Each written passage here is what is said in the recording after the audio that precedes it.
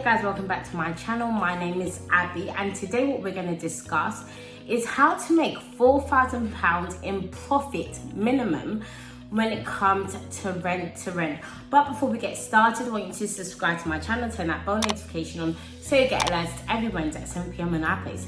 So let's go.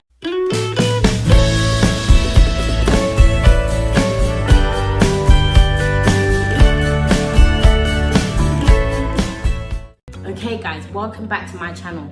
So today what we're going to discuss is £4,000 minimum in profit when it comes to rent.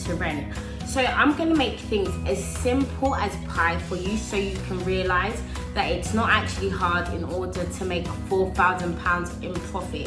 So now let's get into the calculation side of things. So what I tend to do with all my students that jumped onto my course, I always say make sure you have a property that you're making a minimum of at least £400 in. So remember, I said minimum, not maximum, but minimum. We do not want to go anything lower than £400. So remember £400, okay? Cool. Now, £400. So what you're going to do, let's reverse engineer it. What is £4,000 divided by 400? That gives us 10. So £4,000 divided by £400 is 10. That means it's 10 houses. 10 houses we need minimum in order to make a minimum of £4,000 in profit. And guys, that it's not hard at all. I don't want you to have that mindset where you think, okay, what I'm gonna have to do is I'm gonna have to every month I'm gonna get one house at a time. No darling, what you can do is start working at a faster pace. With me, what I tend to do is if I want to get, let's say, 5 rent to rent within a week, I will make sure I get 5 rent to rent, yes, within a week.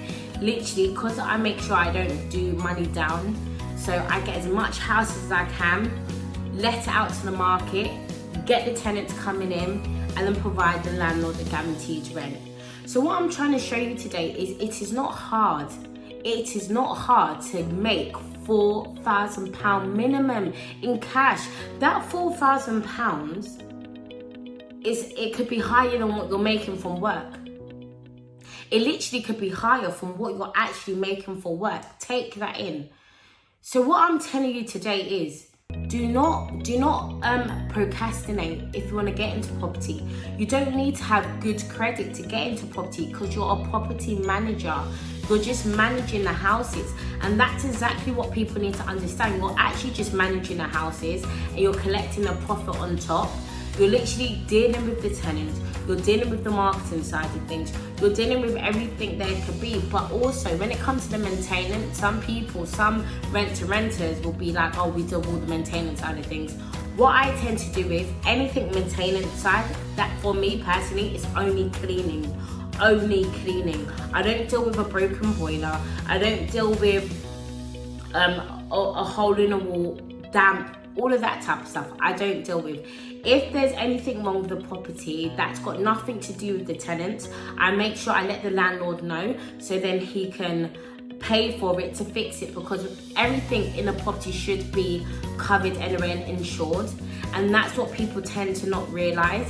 Instead of putting it out there saying I'm gonna maintain everything, when it comes to boiler breaking, plumbing issue, not me, because that's not gonna eat into my profit.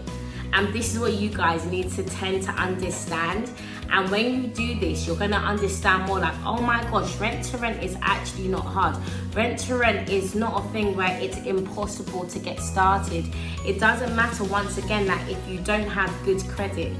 If you don't have good credit, or if you do have good credit, it doesn't matter, because once again, you're a property manager. So guys, I hope that was nice and clear for you, because it's a thing where when you want to get into property, now I'm telling you, do not let nothing stop you. People tend to think that because I don't have this in place, because I don't have this amount of capital, you don't need lump sums. Literally guys, I get anything when it comes to rent, I get no money down deals. So then I don't physically need to put my money in. The only time, most of the time, I put my money in is if it needs a little jazz of literally cute pillows in place. So for example, the other day I had a service accommodation. My maximum budget with my cleaner was, I believe, around £70. We went £10 over budget, who cares? But that was literally £80 and that's it. So what I'm trying to say is, you don't need to have big sums. People always come to me saying, I don't have this amount of money in place, I don't have this and I don't have that. Listen, my students are getting no money down deals. If they can, if I can, you can. It's not hard at all. And if it's a thing where you're doing this right now and you're struggling, you need to keep going. You need to keep going. Understand that there is such a bigger picture for you in your life. There's such a bigger picture for you literally in your life, and you're not even realizing it. That sometimes things don't come easy. You have to work hard, you have to graft. But once you've done it, you're reaping the results. You're doing incredible. And once you get just that one deal, you're gonna honestly realize how easy that was. And then all the other deals are just gonna keep coming in. You're gonna be so confident once you're speaking with the landlords. Like, you won't have that fear on your head where you're thinking, oh my gosh, this is too good to be true. It's not too good to be true at all. I'm doing it. My students are doing it. You can do it. So many people around the world are even doing it. So guys, I hope that was nice and entertaining for you today. I am literally just trying to show you that you don't need to do some big thing where you think, oh my gosh, I need over 100 houses to be getting 4,000 in profit. Literally no. All you need is 10 houses to get a minimum of £4,000 a month profit in cash flow. And I'm telling you, once you get your tenants sitting there, happy with the property, and they're in there, you're literally doing nothing, you're just collecting the rent. Literally, people tend to make it seem like it's headache. It's not a headache at all. As long as you're organized, as long as you have a spreadsheet in place, that you know what time they started, what time they're going to leave, what time you're going to notify them to see if they're going to renew the contract, all of these things in place. You could be doing this from the comfort of your home, remotely. And that is the beauty of it all.